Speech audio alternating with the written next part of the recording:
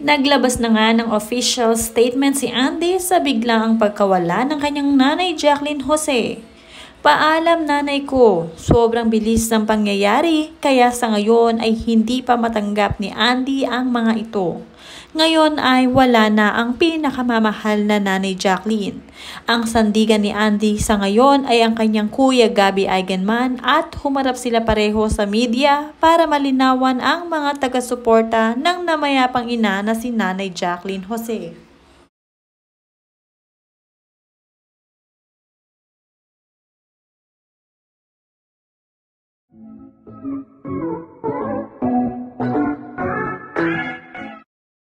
Hindi nga maitatanggi ang naiwanang magandang legacy ni Jacqueline Jose pagdating sa kanyang karera. Kaya naman deserve ng mga tao na mabigyan ng update kung ano na nga ang kalagayan ngayon ng kanilang pamilya at kung saan dadalhin si Nanay Jacqueline. Panoorin at kung hindi pa nakasubscribe, don't forget to click subscribe and hit the notification bell to keep you updated.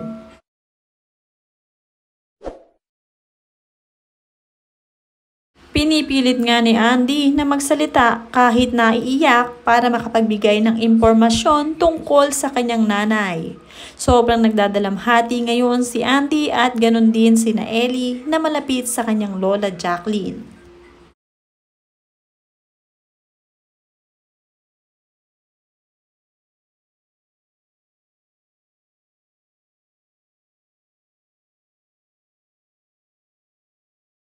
Sabi nga ni Andy, the untimely passing of my nanay at the age of 60 on the morning of March 2nd due to heart attack. We would like to thank everyone who has since extended prayers and condolences to us.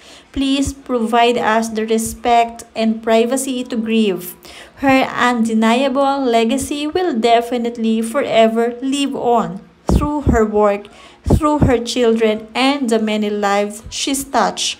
She herself, her life itself, was her greatest obra maestra. Yan ang sabi ng kanyang nagmamahal na anak na si Andy. Jacqueline Mary Jane Gack in her real life is a loving mother to Andy Eigenman and Gwen Garimond Gack, whom she raised by herself as a single parent.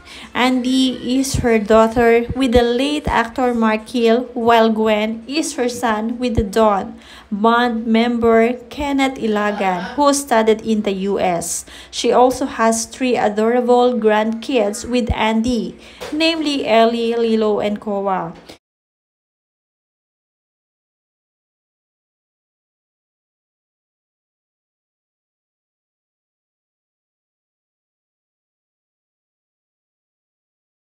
Dadalawa lamang ang naging anak ni Jacqueline Jose at bukod kay Andy ay isang lalaki naman ang sumunod sa kanyang si Gwen.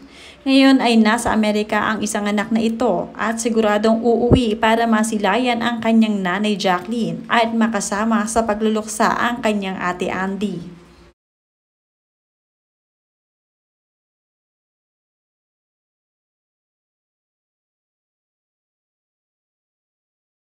Isa nga sa nagdadalamhati si Alfred Vargas na nakatrabaho din ni Jacqueline Jose. Sabi nga niya, it's hard to put into words how I feel. Miss Jane, to work with you, to know you, to share a scene with you, to finish Pieta with you, and to be inspired by you is one of the greatest honors for me as an artist and human being.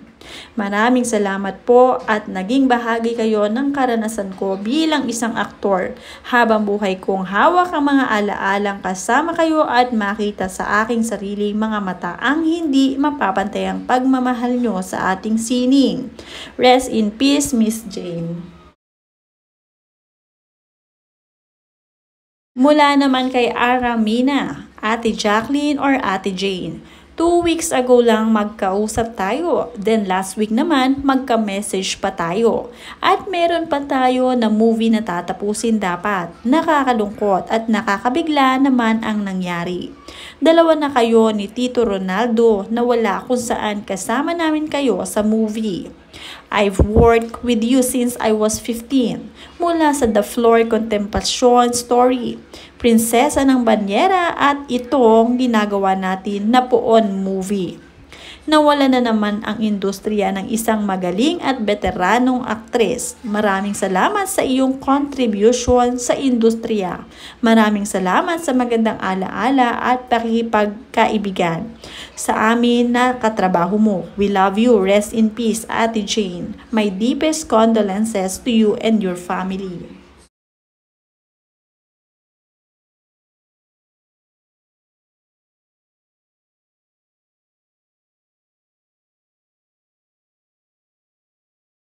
Nagdadalamhati din ang mga Jacqueline sa kanyang pagkawala.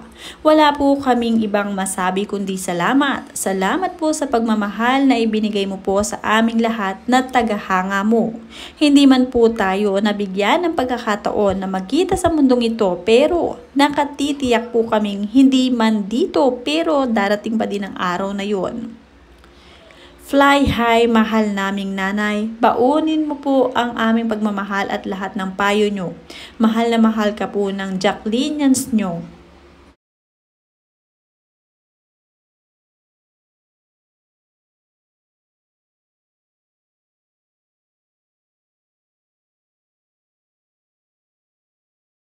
Ilan nga din sa mga artistang nakatrabaho ni Miss Jacqueline Jose ang nagbigay ng simpatya sa biglaang pagkawala niya. Ilan nandito ay sina Raver Cruz, ganun din sina Katrina Halili, LJ Reyes at marami pang iba.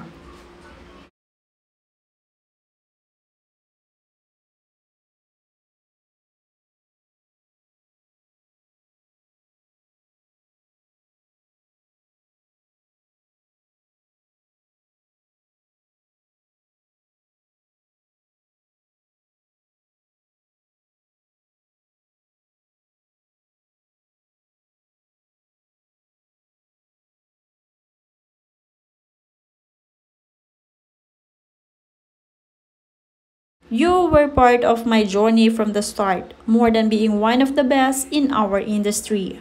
We bonded because we love cinema and what we do.